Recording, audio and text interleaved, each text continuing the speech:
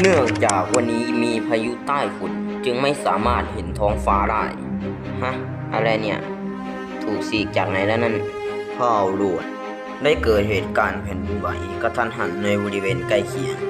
ระดับตอนนี้ยังไม่ได้ส่งผลกระทบต่อชีวิตประจำวันมากเฮ้ยนั่นอะไรน่ะนั่นมันอะไรทุกคนเป็นอะไรไหมฉันโทรเรียกรถพยาบาลแล้วพวกเขาน่าจะกำลังมาเจ้าหนูปลอดภัยหรือเปล่าคุณพี่นักขโมยนั่นคืออะไรหรอคะเนาะประเทศอังกฤษญี่ปุ่นได้มีสิ่งก่อสร้างลึกลับโผล่ขึ้นมาในทั่วทุกประเทศบนโลกผู้คนเรียกมันว่าหอคอยแห่งฝันร้ายและยินดีด้วยคุณได้ถูกเลือกเป็น Tower Walker เพื่อช่วยโลกใบนี้คุณต้องการที่จะตอบรับการอัญเชิญหรือไม่ Tower Walker งั้นหรอคนที่ตอบรับการอัญเชิญก็จะถูกย้ายไปที่สนามรบแล้วก็ได้รับพรที่เรียกว่าหน้าต่างระบบทุกอย่างเป็นเสมือนกับเกมไอเทมสกิลที่สามารถเอามาใช้ได้ Tower Impact ได้ทำให้หอคอยโผล่ขึ้นมาทั่วทุกมุมโลกนี่มันหอคอยอะไรกันโอ้นั่นมันอะไรนะนั่นมันอะไรนะมนุษย์หรอเฮ้ยมันอันตรายนะใครก็ได้โทร119ทีเลยเกิดภัยพิบัติครั้งใหญ่ที่มอนเตอร์หลั่งไหลออกมาจากหอคอยสู่บนพื้นโลก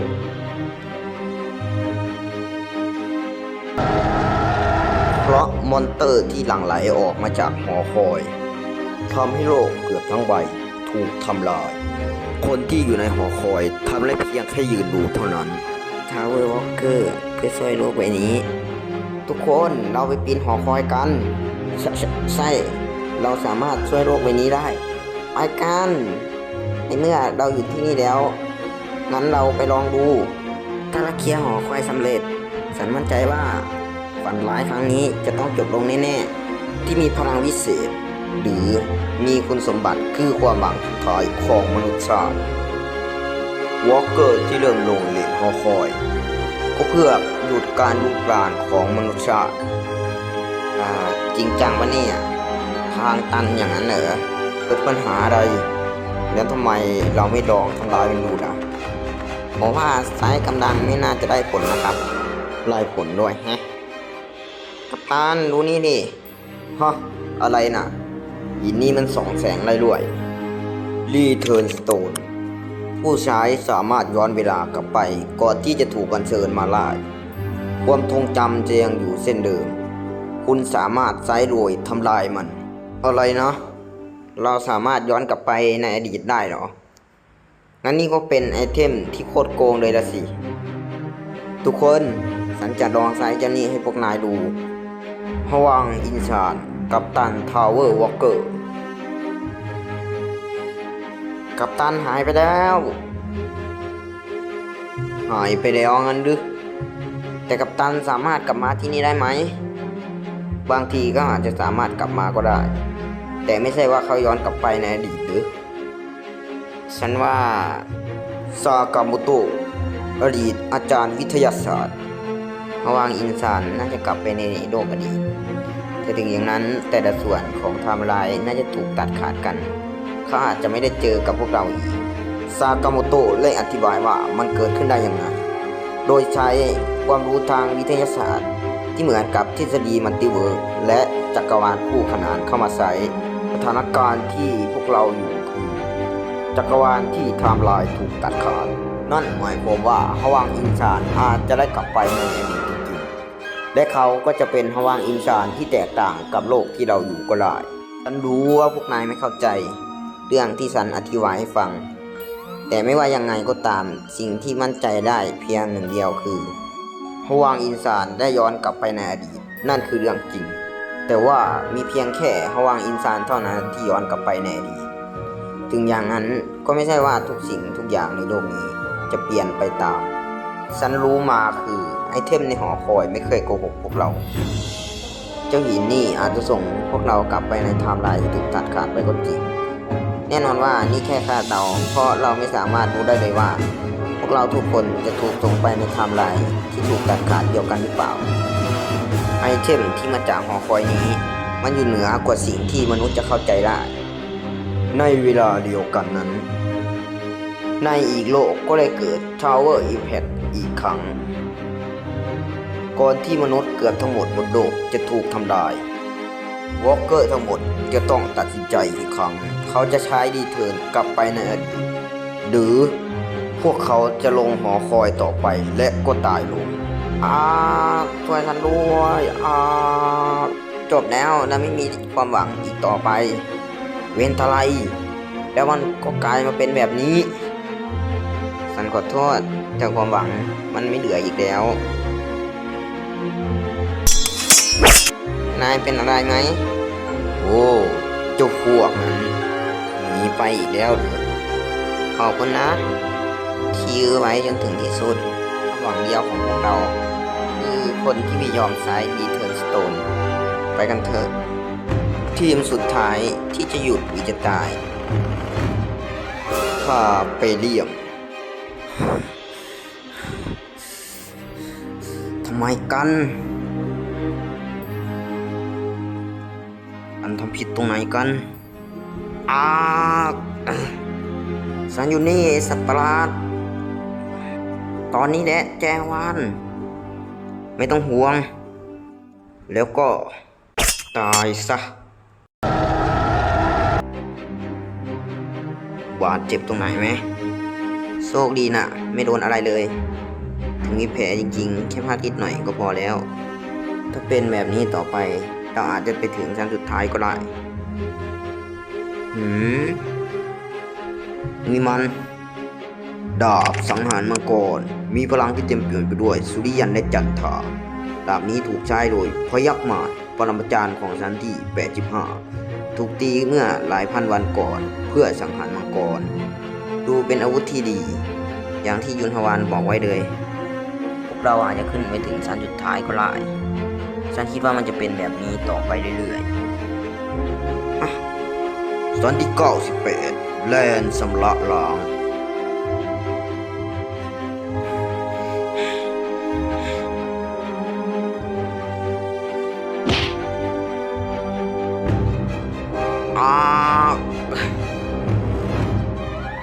ไร้สาระสิ้นดี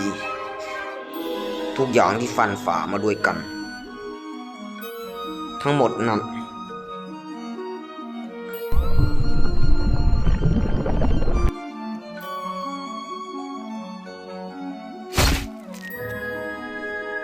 แจวานทำใจดีๆเข้าไว้หยุดยุนฮวานฉันฆ่าเจ้าปีศาจบ้านี้ด้วยตัวคนเดียวไม่ได้หรอกนะ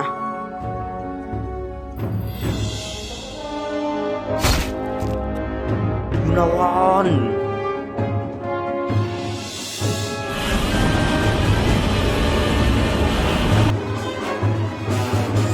ชิ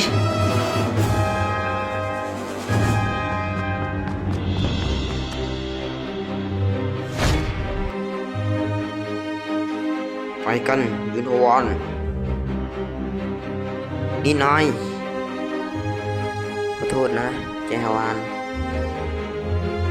คิมยุนฮวานเขาไม่เคยเสียรอยยิ้มไปเลยแม้กระทั่งจะเป็นที่โหดร้ายได้ยากลำบากแค่ไหนในหอคอยวอล์กเกอร์คนอื่นต่างเรียกเขาว่าอัศวินแห่งรอยยิ้มไปเถอะถ้าอยากก่อนที่ฉันจะเปลี่ยนใจปานนายจำไอ้คนนั้นได้ไหมไม่คิดว่าหินนี่ดูเก่าไปหน่อยหรอใจฮวานนายเก่งกว่าที่ฉันคิดมากขอบคุณนายที่ทำให้ฉันมั่นใจในเรื่องที่ว่าเราอาจจะไปถึงบนสุดของหอคอยได้ถ้ามันเป็นนายไปก่อน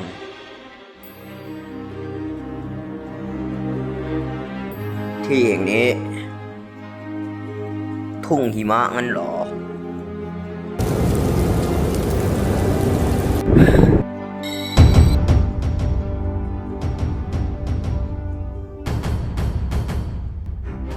จ้าหนูโสโครกอย่างแกคิดจะยอมแพ้หรือยัง ไม่หรอกนะ แล้วแกล่ะ เล่นกับฉันเสร็จหรือยังฮึบแกจะเล่นเกมซ่อนหาอีกแล้วหรือ มันก็ผ่านมา10 ปีแล้ว หลังจากที่ฉันขึ้นมาที่ชั้น99ฉันคิดว่าฉันจะไม่ต้องมาเจอกับฝันร้ายเหมือนที่ชั้น98อีกแล้ว แต่ระดับความอันตรายของชั้นที่99เทียบกับชั้นอื่นแทบไม่ติดเลยบอสของชั้นที่99มังกรน้ำแข็งเวลซิซัสมันเป็นมังกรที่มาจากดินแดนที่ถูกดื่มยากที่จะต่อกรแถมยังมีความเย็นที่สุดยอดอีกด้วยถ้าไม่ใช่เพราะวอล์กเกอร์คนอื่นทิ้งไว้ให้ฉันก็คงตายไปนานแล้วดาบสังหารมังกรที่ฉันได้มาจากชั้น85ก็ปีศาจน้ำแข็งที่ยุนถวานให้ฉันมาแดะสร้อยข้อมือของลาซายแห่งเปลวเพลิงฉันขอโทษถ้าฉันแข็งแกร่งมากกว่านี้เฮ้ยเจ้าวอนมีอะไรเหรอนี่เจ้าคิดจะไปท้าทายอีกแล้วใช่ไหมใช่ฉันรู้สึกว่ารอบนี้ฉันจัดการมันได้แน่โอ้อย่างนั้นหรือดูสบายใจจังนะซ่องติลิแห่งอโทโปสเจเป็นหมู่บ้านที่เราช่วยเอาไว้หลังจากที่ปราบบอสเอลเทมินัสที่ชั้น50อโทโปสแน่นอนว่าในตอนนั้นมีทั้งคนที่ได้รับบาดเจ็บและตายในตอนที่มาที่นี่ทุกๆวันแต่พวกเขาก็ไม่เคยหมดหวังนักบุญได้ทำสถานที่กู้ภัยขึ้นมาเพื่อทำการรักษาเหล่าไรเลอร์ที่ไม่สามารถสู้ได้และช่างตีเหล็กที่เวิร์กช็อปก็สร้างอุปกรณ์ให้กับวอล์กเกอร์คนที่ทุ่มเทเพื่อจะให้มนุษยชาติเป็นอิสระเจดูเหมือนว่านายจะเป็นสร้างตีเหล็กคนสุดท้ายในอโทโปสแล้วนะไม่ต้องไปสนใจมันนอกกรอกพวกเจ้าเป็นลูกค้าคนเดียวที่ข้ามีอยู่สิ่งที่สำคัญกว่านั้นดูเหมือนว่าทรัพยากรที่มาจากชั้นล่างจะยังไม่มาส่งเลยข้าเริ่มเหลือแร่ไม่พอแล้วสิถ้าเป็นเมื่อไม่กี่เดือนก่อนก็คงมีเหลือพอใช้อยู่บ้างอย่างที่คิดก็เพราะว่าส่วนใหญ่มันไม่มีมนุษย์อาศัยอยู่ในหอคอยนี้แล้วฉันไม่รู้แม้กระทั่งปีของข้างนอกบางทีคงจะเกิด Tower Impact ไปมากกว่า10 รอบแล้วก็ได้และเท่าที่ดูจากตอนนี้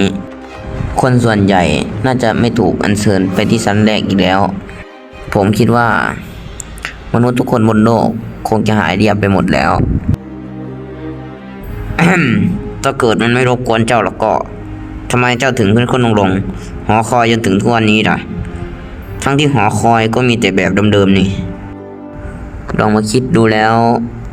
ที่เห็นดีเทิร์นสโตนถูกค้นพบมันมีตัวอักษรเขียนไว้อยู่หอคอยในหอคอยฝันร้ายในฝันร้ายมันน่าจะถูกเขียนโดยใครบางคน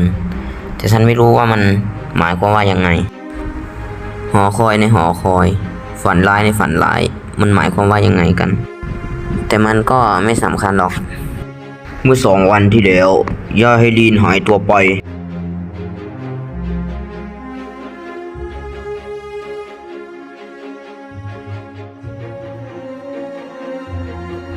หรือพวกเขากระโดดออกไปจากหอคอยไฮดีนจากโพชั่นของไฮดีนและเจจากเจวอล์กช็อปพวกเขาเป็นประเภทที่ยอมช่วยเหลือเหล่าวอล์กเกอร์เจช่วยสอนผมหน่อยครับสกิลสร้างตีเหล็กมนุษย์นี่เจ้าจะซ่อนตัวไปถึงไหนก่อนไม่มีมนุษย์คนไหนขึ้นมาถึงชั้นที่99ด้วยตัวคนเดียวตั้งแต่สร้างหอคอยขึ้นมาจากที่ข้ารู้เจ้าเป็นมนุษย์ที่น่าทึ่งมากจากเท่าที่รู้แล้วสิ่งสุดท้ายที่รู้จักฉันจะไม่มีมนุษย์อีกต่อไปคงจะมีแต่มอนเตอร์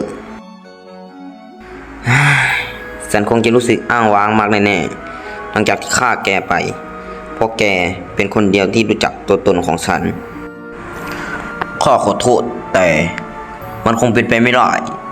เจ้ามนุษย์ แล้วแกรู้ได้ยังไงกัน ดูเหมือนเกาะที่แกภูมิใจนักหนา จะเริ่มหักแล้วนะ สั่งยิงพยองจริง เจ้าไม่สมควรอยู่รอดไปได้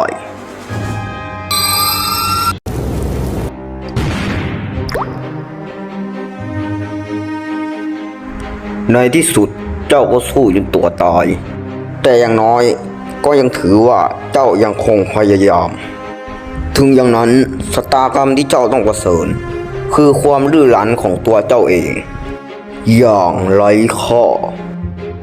เฮ้ย แกสักจะพูดมากเกินไปแล้ว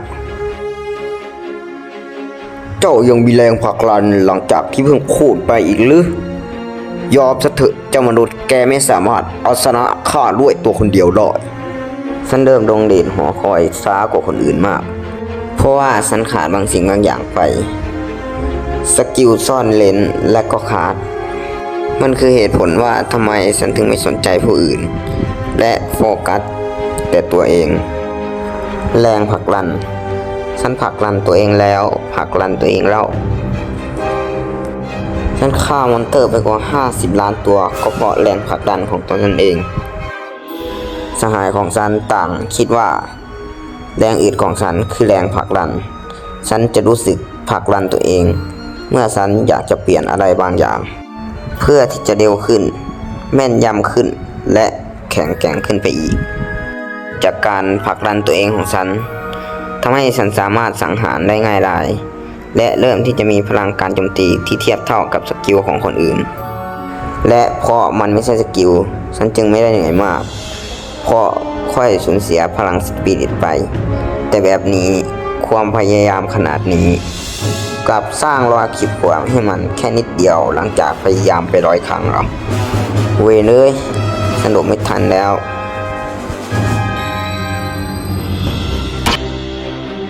แสงนั้นมันคือแสงเดียวกันกับที่ฉันเห็นมาก่อนเหมือนกับตอนที่ฉัน98เลยถ้าเป็นแบบนี้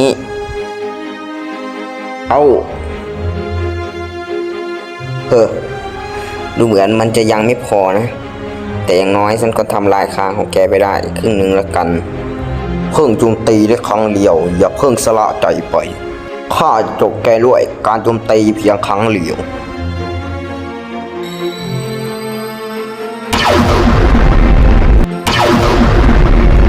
บ้ามันโจมตีกลางอากาศเวนถ้าเป็นแบบนี้ฉันไม่มีโอกาสชนะเลยสิช่างโชคร้ายอะไรเส้นนี้เจ้ามนุษย์มันมีมนุษย์เหมือนเจ้าอยู่10 คนที่สามารถจัดการข้าได้หุบปากพูดอย่างกับว่าคางของแกจะใช้งานไม่ได้งั้นแหละถ้าเผ่าพันธุ์ของแกไม่โดนดอกโดยหินปีศาจในความฝันนั่นชะตากรรมของแกณตอนนี้ก็คงเปลี่ยนไปแล้วหินปีศาจในความฝันเหรอแกหมายถึงอะไร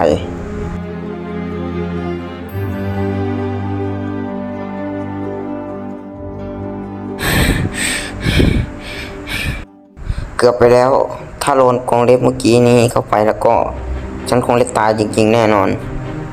ถ้าเผ่าพันธุ์ของแกไม่โดนดอกโดยหินปีศาจในความฝันนั่นหินปีศาจในความฝันพ่อปีถอดมาสายอใหม่คุณได้รับฝันร้ายของชั้น99เลเวลของผู้ใช้ถึงจุดสูงสุดแล้วสเตมินาของผู้ใช้ถึงจุดสูงสุดแล้วทักษะการต่อสู้ของผู้ใช้ถึงจุดสูงสุดแล้วความเร็วของผู้ใช้ถึงจุดสูงสุดแล้วเฮ้ยแกนะอะไรคือหินปีศาจในความฝันเหรอเจ้าก็น่าจะรู้คำตอบของคำถามดีแล้วไม่ใช่หรือเจ้าจะได้เรียนรู้ทุกสิ่งทุกอย่างที่สันสุดท้ายดาบมังกรน้ำแข็งดาบที่ถูกแช่โรยลมหายใจของมังกรน้ำแข็งเวลซิซัสดาบจะสำแดงฤทธิ์ออกมาเมื่อเจ้าของปรารถนาที่จะต่อสู้ดาบนะดูไม่เห็นเหมือนดาบเลยสักนิดดูเป็นมีดมากกว่ามั้งประตูนี้คือในที่สุดก็ ชั้นสุดท้ายสักที ไปกัน ห้องควบคุม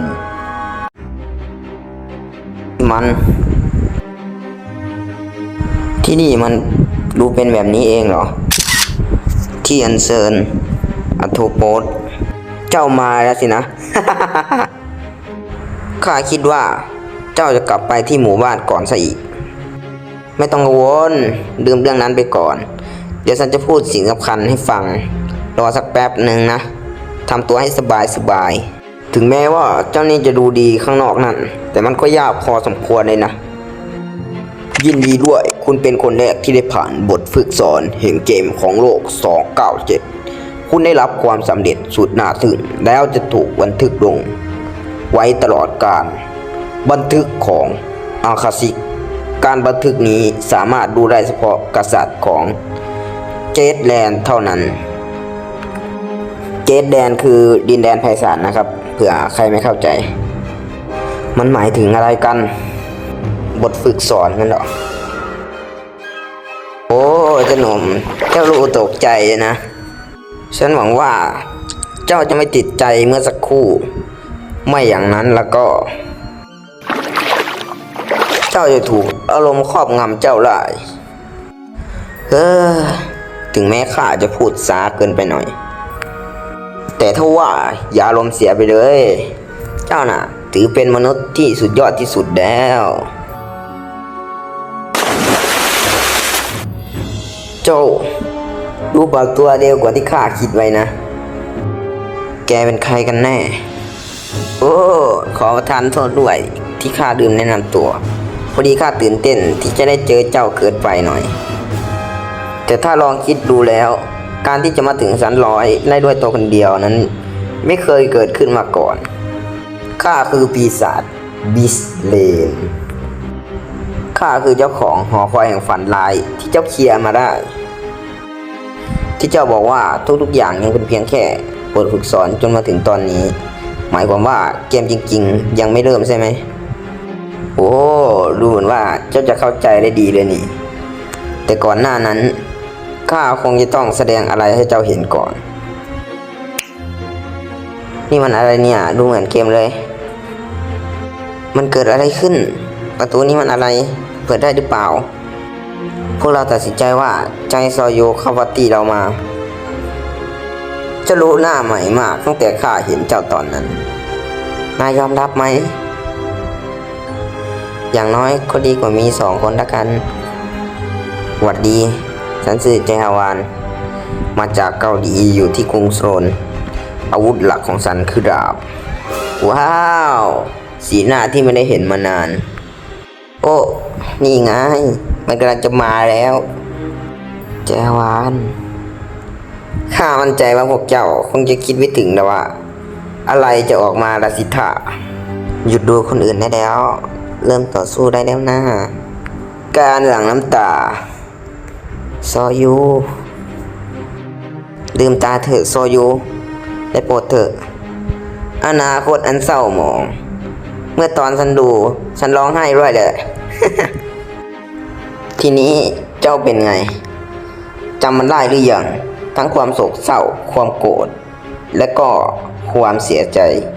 มันเป็นเรื่องธรรมชาติและมันจะกลายเป็นสิ่งไร้ค่าเมื่อเวลาผ่านไปข้าจะให้โอกาสเจ้าอีกครั้งเจ้าสามารถเริ่มเกมนี้ใหม่ได้ ไม่ใช่มันเป็นข้อเสนอที่ดีหรอสิ่งแบบนี้ที่เหมือนในนิยายของโลกเจ้ายังไงล่ะแน่นอนว่าเจ้าสามารถเริ่มต้นใหม่ได้โดยที่ยังมีความทรงจำเดิมนะมันยังไม่จบหรอแต่ว่าฉันจะช่วยโลกไว้หลังจากฉันปีนหอคอยหรอกหรอฉันโดนดอกตั้งแต่เริ่มมันไม่มีทางที่จะหยุด Tower Impact ได้สิ่งที่เราล้วนทำมาก็คือการลงเดชหอคอยเพื่อประโยชน์ของมนุษย์ชาติมันก็แค่ความหวังลมๆแรงๆแต่ว่าฉันรู้อยู่แล้วว่าแกก็รู้ว่าฉันจะไม่ย้อนกลับไปในอดีต ชิ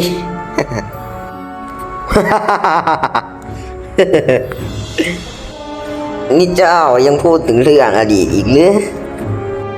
ฉันจะทำให้แกเข้าใจอะไรอย่างหนึงไม่มีไอเทมชิ้นไหนในหอคอยแห่งนี้ หรือในดินแดนไพศาลก็ตามส่งแกกลับไปในอดีตได้มันไม่มีไอเทมที่ทรงพลังถึงขนาดส่งพวกเจ้าไปในอดีตได้หรอกผมจะเรียกดินแดนไพศาลแทนเจ็ดแดนนะครับเพราะว่ามันน่าจะเข้าใจง่ายกว่าแกหมายถึงอะไรมันก็มีดีเทิร์นสโตนอยู่ในหอคอยนี้ถ้าเกิดเผ่าพันธุ์ของแกไม่ถูกหลอกเลยหินปีศาจแห่งฝันเรื่องราวก็คงจะแตกต่างไปจากนี้สังน่าสมเพชจริงข้าจะบอกให้ว่านั่นมันไม่ใช่ดีเทิร์นสโตนหรอกนะแต่มันคือ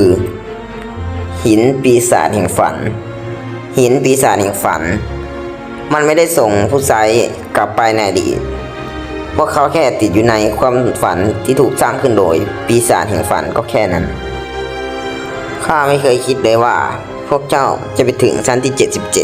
77แล้วก็เป็นเผ่าเดียวเลยที่เชื่อว่าจะสามารถย้อนกลับไปในอดีตได้จริงๆมีเพียงพวกมนุษย์นั่นที่หลงไหลมันได้ถึงขนาดนี้อย่างที่คิดไว้เลยเจ้านี่เจ๋งสมาร์ทดีมากงั้นเรามาเริ่มเกมกันเลยดีไหมบทฝึกสอนเคลียร์ยินดีด้วยคุณได้ผ่านบทฝึกสอนแล้วคุณต้องการที่จะเริ่มต่อไปแล้วก็เข้าร่วมเกมหลักหรือไม่ก็แค่กลับไปเล่นเกมตั้งแต่เริ่มและข้ามั่นใจว่าเจ้าจะตัดสินใจเดือด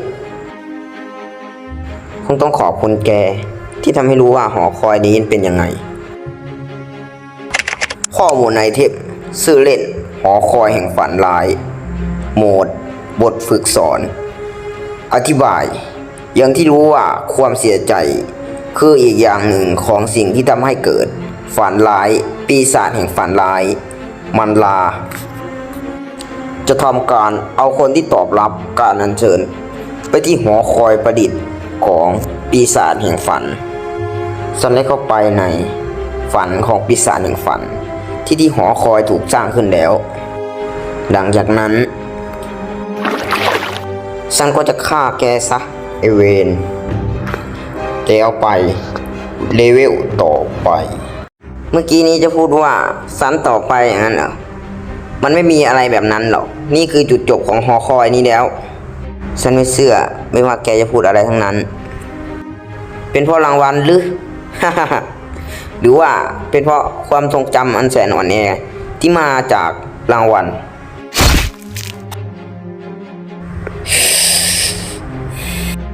ก็ได้แกต้องการอะไร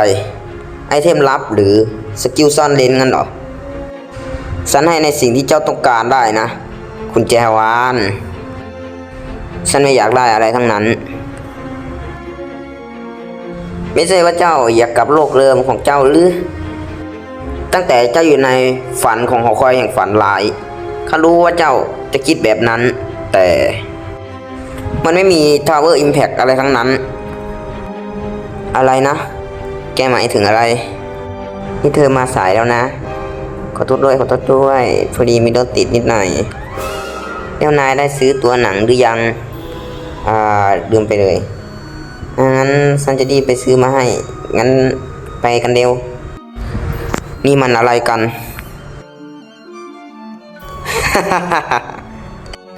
ดูเหมือนเจ้าจะเข้าใจสถานการณ์แล้วสินะที่คิดว่าไม่มีใครตายทั้งนั้นไม่ประหลาดใจหรือทั้งครอบครัวแล้วก็เพื่อนของเจ้าหนุ่มนี่ดูอะไรแปลกชะมัดโดยเฉพาะเจ้าน่ะที่พิเศษกว่าคนอื่นข้าเชื่อว่ามันจะเป็นข่าวที่สุดยอดมากแน่ๆข้าเกือบลืมสิ่งที่ข้าต้องแสดงให้เจ้ารู้เราต้องทนไปถึงเมื่อไหร่พวกเขายังไม่ได้สติกันเลยนี่สันเหรอนี่เจ้าตกใจเพราะเห็นสภาพตัวเองงั้นหรือที่นี่อาจจะผ่านไปหลาย10 ปีแต่ในโลกของเจ้ามันเพิ่งผ่านไปไม่ถึงเดือน ยิ่งกว่านั้นเจ้าไม่สามารถฆ่าข้าได้บวกด้วยที่ว่าเจ้าเป็นผู้เคลียร์บทฝึกสอนมาได้ด้วยส่วนหนึ่งมันมีความแตกต่างอันมหาศาลระหว่างมนุษย์กับมังกรอยู่ค่อยสบายใจขึ้นมาหน่อยเพราะถ้าเป็นมังกรฉันก็เคยล่ามันมาแล้วตั้งตัวหนึ่งเฮ้อยิงพยองเสียจริงเจฉันกลับมาแล้วเจนี่มันก็ผ่านมาตั้ง72 วันแล้วหลังจากที่ฉันเข้าไปท้าทายโดยไม่พักเลยไม่สำคัญว่าฉันจะโจมตีมันไปขนาดไหนก็สร้างแม้แต่รอยขีดข่วนมันไม่ได้แต่ถ้าว่ามันก็ไม่ฆ่าฉันเหมือนกันฉันก็ไม่รู้นะว่าทำไมแต่ดูเหมือนเขาจะไม่อยากฆ่าฉันไม่สำคัญว่าจะต้องใช้เวลาเท่าไหร่จะกี่ปีกี่เดือนข้าจะต้องยื้อเขาไว้เพราะเจ้านี่คือสินค้าที่ข้าจะต้องขายเป็นสินค้าสุดวิเศษในฐานะผู้เพาะปลูกมันเป็นครั้งแรกที่ข้าได้เห็นอะไรแบบนี้ขบวนการหลักคือการคัดเลือกเมล็ดพันธุ์ที่ดีที่สุดเพียงหนึ่งเดียวโดยคนที่สำเร็จเกมบทฝึกสอนได้ถือว่าเป็นสินค้าที่ดีด้วยแบบนี้ทำให้สินค้าสามารถเติบโตได้อย่างสมบูรณ์ในเกมจริงดังนั้นในกระบวนการที่2คือการเลือกน้ำเลือกปุ๋ยที่จะทำให้พวกเขาเติบโตได้ดีที่สุดแต่ถ้าเกิดสินค้าไม่ยอมพัฒนาตัวในการไปขั้นต่อไปล่ะเจ้าจะลองปิดตาตัวเองและฆ่าเขาหรือเปล่าถ้าเจ้าตายในหอคอยจิตวิญญาณของเจ้าก็จะไม่ถูกทำลายไปแต่ถ้าเกิดจิตวิญญาณของเขาได้รับความเสียหายเพราะเราล่ะนักเก็บเกี่ยวคงจะไม่อยู่เฉยแน่ฉันจะต้องเลี้ยงดูเขาอย่างทนุถนอมและขายมันได้เวลาที่ข้าจะกลายเป็นปีศาจระดับสูงแล้วเพราะฉันจำเป็นจะต้องจ่ายหนี้ค่าหอคอยนี้ด้วยเหมือนกันเขาคือสินค้าพิเศษที่ไม่มีเทพตนไหนหรือปีศาจตนไหนจะไม่ติดต่อเข้ามาเจ้านี้ทำให้ข้าข้างใครซะจริงแล้วเจ้าต้องการอะไรข้ารู้ว่าเจ้าต้องมีเหตุผลในการทำแบบนี้แน่ๆจากเท่าที่ดูมาจะไม่เหน็ดเหนื่อยหน่อยหรือเจ้าก็แค่นั่งฟังแล้วเริ่มเกมจริงแค่นั้นเองข้าได้ยินมาว่าสิ่งไรดีต่อหานย่อมดีต่อคนทั่วไปเช่นกันแล้วเจ้าจะทำแบบนี้ไปเพื่ออะไรเฮ้อเจ้าจริงจังหรือ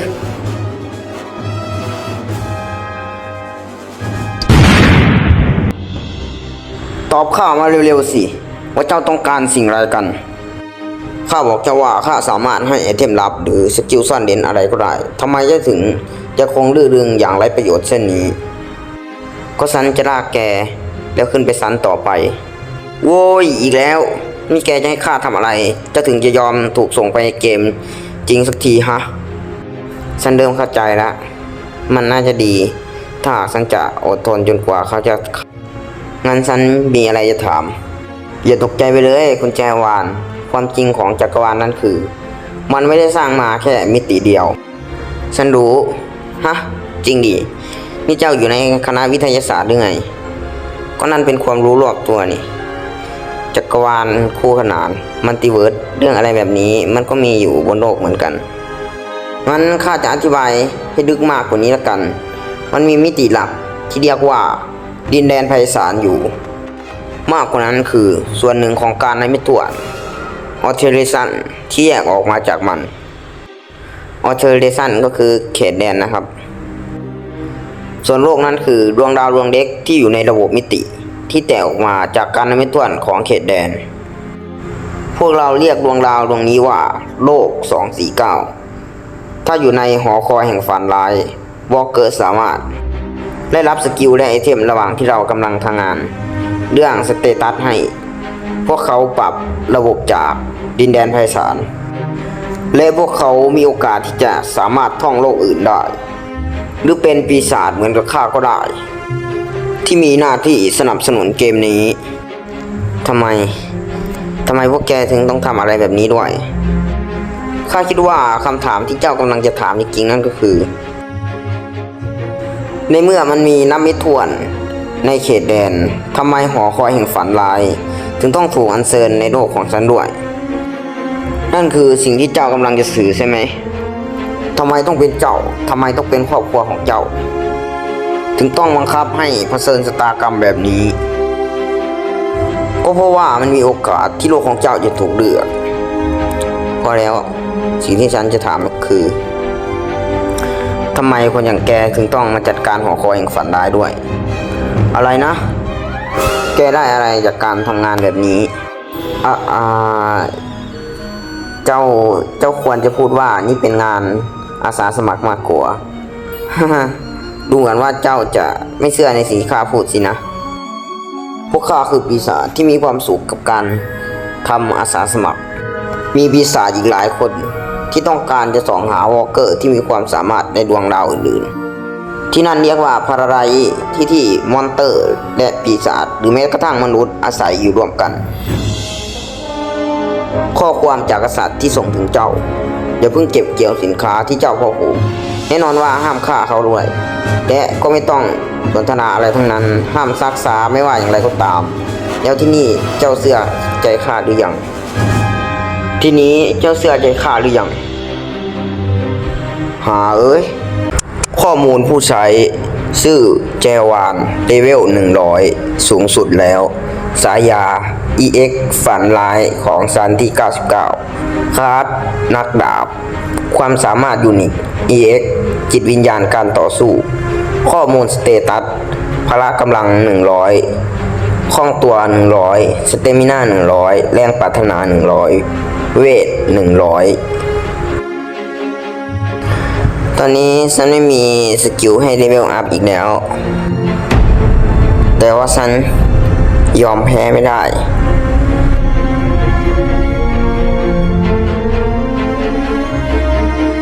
ที่มนุษย์สามารถลดลงจนหายไปได้ไหมแล้วก็ระบบของโลกนี้ด้วยอะไรนะฉันมั่นใจว่าคนรู้สึกแปลกๆเมื่อกี้นี้นี่มันภาพหลอนงั้นเหรอมันเป็นอะไรสักอย่างและ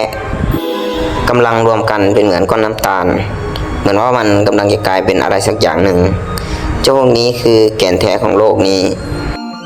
ไม่สำคัญว่ามันคืออะไรแต่ฉันกลับเข้าใจได้ในทันทีกษัตริย์ทำการพ่อผูกได้ยอมรับเสบียงของคุณงานอาสาเหรอ แล้วกษัตริย์ล่ะเขาเป็นราชาหรือไงโอ้โหในที่สุดเจ้าก็สนใจสักทีกษัตริย์นั้นคือคนดูของดินแดนไพศาลพูดง่ายๆก็คือคนที่เคลียร์เกมได้จะถูกส่งไปยังดินแดนไพศาลและไปรับพลังช่วยเหลือจากกษัตริย์พลังช่วยเหลือเหรอถูกต้องขึ้นอยู่กับว่าท่านกษัตริย์จะเลือกให้เจ้าไปในทิศทางไหนถ้าตามที่ข้าบอกข้าบิสเลนจะสาบานด้วยชื่อและพลังของข้าทั้งหมดเพื่อช่วยให้คุณใจให้วานเพื่อไปเป็นนายของกษัตริย์ผู้ยิ่งใหญ่แน่นอนว่ามีทางที่เจ้าจะได้รับคือการเข้าร่วมเกมหลักจนจบฟังดูเหมือนแกเป็นพวกไขตรงเลยวะข้าหรือไม่ไงกันไม่มีทางหรอกฉันเข้าใจแล้วฉันจะทำตามที่แกพูดแน่นอนว่าฉันคอยเวลาอยู่ที่นี่อีก10 วันก่อนที่ฉันจะออกไป9 วันถัดมา เสียละเจ้านั่นเอาแต่ทำแบบนี้ทั้งวันก็ได้ข้าเพียงแค่ต้องรออีกสักนิดหนึ่งก็จบสักทีนี่ข้าตัดสินใจซื้อหอคอยนี้มาเพื่อไอ้บ้านี่นะใช่สิทั้งหมดเป็นเพราะไอ้เจ้านั่นมันบอกว่าหอคอยจะถูกสร้างขึ้นตามนิสัยของมาสเตอร์นี่เลยคุณลูกค้าหอคอยนี้แดงสูงตามสัญญามันเป็นหอคอยโบราณที่ไม่รู้อายุไขของมันแน่ชัดถ้าเกิดมันเป็นรุ่นที่3มันก็จะมีการบังคับจบบทฝึกสอนโดยที่ไม่กระทบถึงรางวัลแต่ฉันก็แค่เอาทุกคนใส่ลงไปเอาปุ่มเลิกคืนมา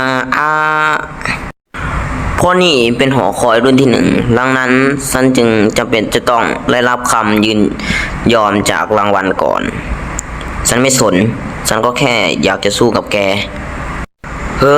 แล้วจะทำยังไง ความจนนี่มันแย่สมัด ถ้าฉันมีเงินมากกว่านี้อะไรๆก็คงง่ายขึ้น แต่ว่าพรุ่งนี้มันก็จะจบลงแล้ว คำแนะนำที่มีประโยชน์ก่อนเริ่มเกมหลัก อะไรคือน้ำแฟนทอม ถ้าเกิดคุณผ่านรากของน้ำแฟนทอม โครงสร้างของน้ำแฟนทอม อาหารของน้ำแฟนทอม สรุปกุญแจของดินแดนไพศาลเพิ่มปรับตัวกลายเป็นอะแดปเตอร์ เป็นที่ที่คุณจะต้องไปก่อนตาย 12 โซนในดินแดนไพศาล กษัตริย์ของดินแดนไพศาลคือใคร เหตุผล 101 ทำไมต้องไปที่ดินแดนไพศาล ข้อความใหม่ ท่านเกมมาสเตอร์ต้องการที่จะจบเกมบทฝึกสอน แล้วคุณจะได้กลับไปที่โลก 294 โดยที่ไม่สูญเสียความทรงจำใดๆและจะเริ่มเกมหลัก คุณยอมรับข้อเสนอนี้หรือไม่เจ้าจำข้อมูลทั้งหมดที่ข้าบอกเจ้าได้หรือเปล่า ขอบคุณ ทีนี้ก็เร็วเข้ากดปุ่มยอมรับ ข้าใฝ่ฝันวันนี้มาแสนนาน จนข้าแทบจะร้องไห้ออกมา คุณแจวานคุณกำลังทำอะไรอยู่เหรอ แกรู้ก็รู้แล้วนี่ จากนี้ไปฉันจะล่าแกไง หลังจากที่ฉันเห็นไอ้พวกนั้นทำให้การแทงของฉันนั้นเปลี่ยนไป ทุกๆครั้งที่ฉันแทงมันจะมีความรู้สึกที่ทำให้ฉันรู้สึกไม่สบายใจ มันรู้สึกเหมือนกับว่าเซนส์ของฉันดีกว่าเดิม นี่มันคือความรู้สึกของการมีชีวิตอยู่นั่นเหรอ พิษกระหายเลือดของฉันที่ 91 แว็กไอรอนวูดข้าไม่เคยเห็นใครเป็นแบบเจ้ามาก่อน มันคงจะง่ายสำหรับเราทั้งคู่ถ้ามันเป็นแบบนี้ ไม่เห็นด้วยใช่ไหมแล้วแกจะทำอะไรล่ะ แกจะไม่สามารถจบเกมนี้ได้ถ้าเกิดฉันไม่ยินยอมใช่ไหมนั่นก็ถูกข้ายอมแพ้การได้รับคำยินยอมจากตัวเจ้านั้นมันมากเกินไปงั้นข้าขอถามอะไรเจ้าอย่างหนึ่งทำไมเจ้าคิดว่าเกมบทฝึกสอนนี่มันจะไม่มีวันจบจะอยู่ต่อไปเรื่อยๆงั้นเหรอหอคอยแห่งฝันร้ายแห่งนี้ถูกตั้งโปรแกรมมาให้จบอัตโนมัติ หลังจากที่บทฝึกสอนถูกเคลียร์ไปแล้ว100 วันเพราะงั้นคุณแจฮวานข้าก็แค่ต้องการให้เจ้าเชื่อมั่นในข้าไงล่ะข้าจะพาเจ้าไปข้างในเกมหลักอย่างเงียบแค่นั้นปีศาจบีดเลนอยู่ในดินแดนไพศาลที่แกเรียกว่าวิหารแห่งการกลั่นแกล้งใช่ไหมแกอยู่มาทั้งหมด784 ปีจนถึงทุกวันนี้แล้วก็ได้ไปท่องโลกทั้งหมด128 โลกแล้วแกก็ยังมาทำการเพาะปลูกอันแสนน่ารังเกียจกับเผ่าพันธุ์ต่างๆแกรู้ได้ไงและแกกำลังวางแผนที่จะส่งไปให้ผู้ปกครองที่มีชื่อว่ากษัตริย์ทมินดาจิธานี่เจ้าเป็นมนุษย์โลกจริงหรือส่งไปถึงกษัตริย์ทมินการเพาะปลูกจะจบลงเพียงเท่านี้เมื่อท่านปล่อยให้ข้าเพาะปลูกจนจบฉันคือใครนะหรอฉันคือรางวัลที่แกส่งมาที่นี่เมื่อหลายปีก่อนยังไงล่ะแต่มันไม่ใช่อีกต่อไปแล้ว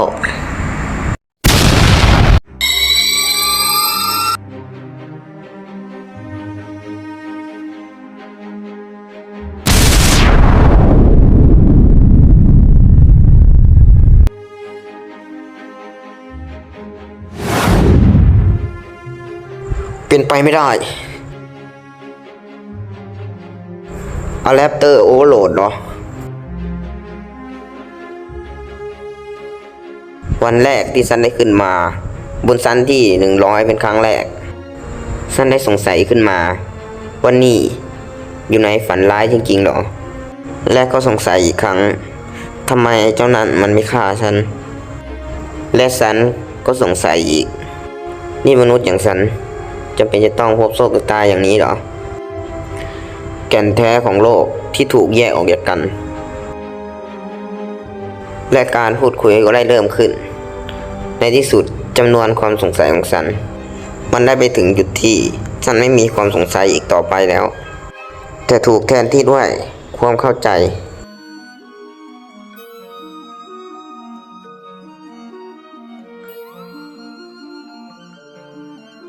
ลิงก์ข้อจำกัดได้ถูกถอดถอนออกชั่วคราว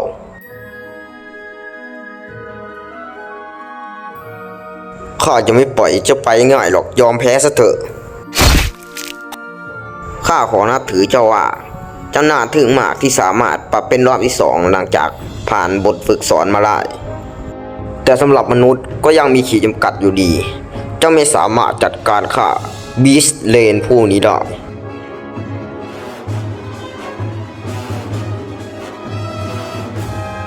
แล้วมันจะจบลงแค่ตรงนี้เหรอ ไม่หรอกมันยังมีหนทางอยู่95 96 97เจ้าจะเป็นจะต้องได้รับการเตรียมตัวก่อนเข้าไปเกมจริงจากข้อผู้ที่ไม่เคยพ่ายแพ้10,000 ล้าน ในที่สุด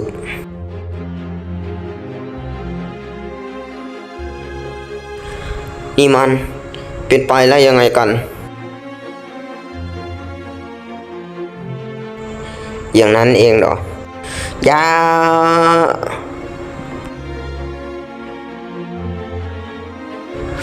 อะไรกัน ไม่ นี่มันไม่ใช่การปรับตัว นี่เขา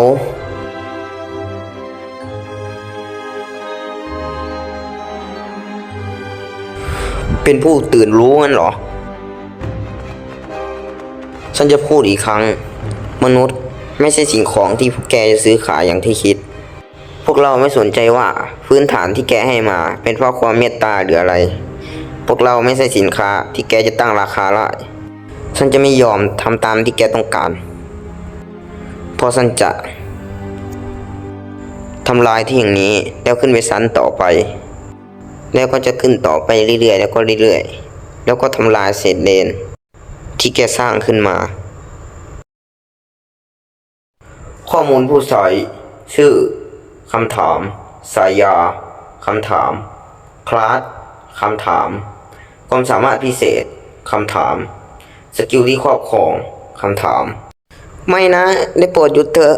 มันไม่มีชั้นต่อไปอีกแล้วไม่มันมีชั้นต่อไปแน่นอน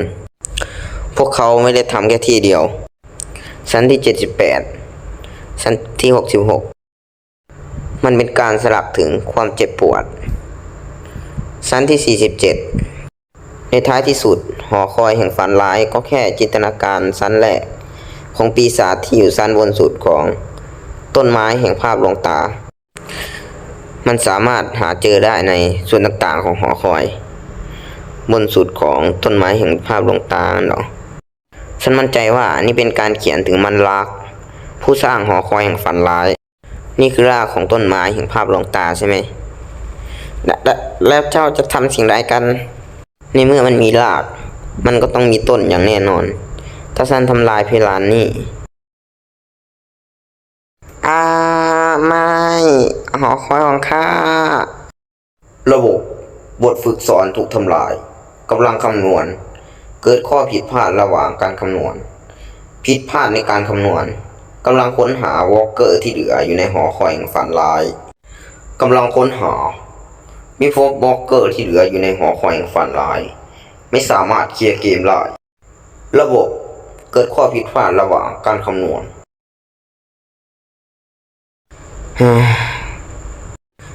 ในที่สุดก็ออกมาจากหอคอยได้